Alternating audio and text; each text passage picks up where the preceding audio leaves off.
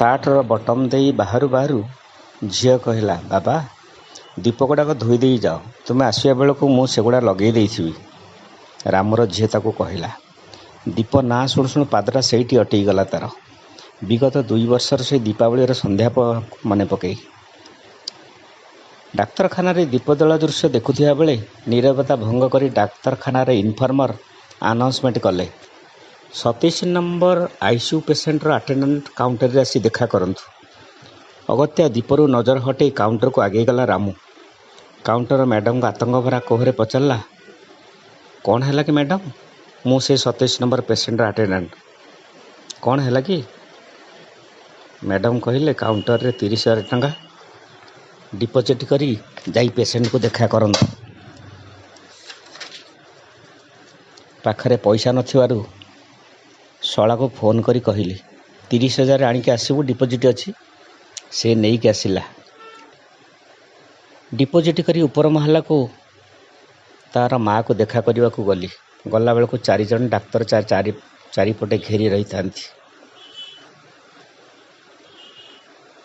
ମୋତେ ଦେଖି ସେମାନେ ତାଠାରୁ ଦୂରେଇ ଗଲେ।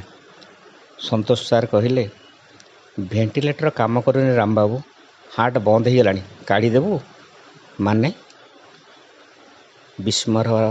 ବିସ୍ମୟଭରା ଆଖିରେ ପ୍ରଶ୍ନ କଲା ରାମୁ। ହଁ ଆଜ୍ଞା, ତାଙ୍କର ଆଉ ହାର୍ଟ କାମ କରୁନି, କାଢ଼ିଦେଲେ ବନ୍ଦ ହେଇଯାଉଛି। ସେମାନେ କାଢ଼ିକି ଡେମୋ କରିବି ଦେଖେଇଦେଲେ। ଛାତି ଉପରେ ପ୍ରେସ୍ କରି ଚାପି ଦେଖେଇଲେ ଯେ ଚାପିଲେ ମନିଟର ଇଣ୍ଡିକେଟ୍ କରୁଛି, ନହେଲେ ନାହିଁ। ଅନିଶ୍ୱାସ ସତ୍ତ୍ୱେ ତାର ପାଦ ଦୁଇଟାକୁ ହାତ ପକେଇ କହିଲି, ହଉ।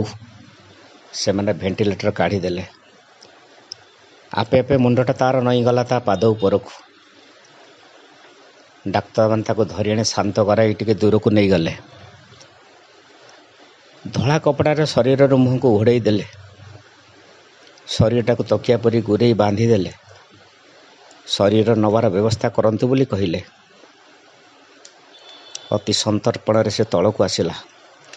ପ୍ରଥମେ ପଇସା ଦେଇଥିବା ଶଳାକୁ କହିଲା, ତୋ ଦେଇ ଆଉ ନାହିଁ ରେ। ସେ ଥକା ହୋଇ ବସି ପଡ଼ିଲା।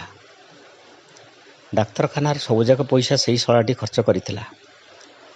କିଛି ସମୟ କନ୍ଦାକଟା ପରେ ରାମ ତାକୁ କହିଲା, ମୋ ଝିଅକୁ କହିବୁନି ରେ, ତା ମା ଆଉ ନାହିଁ ବୋଲି। କ'ଣ ଭାବୁଛ?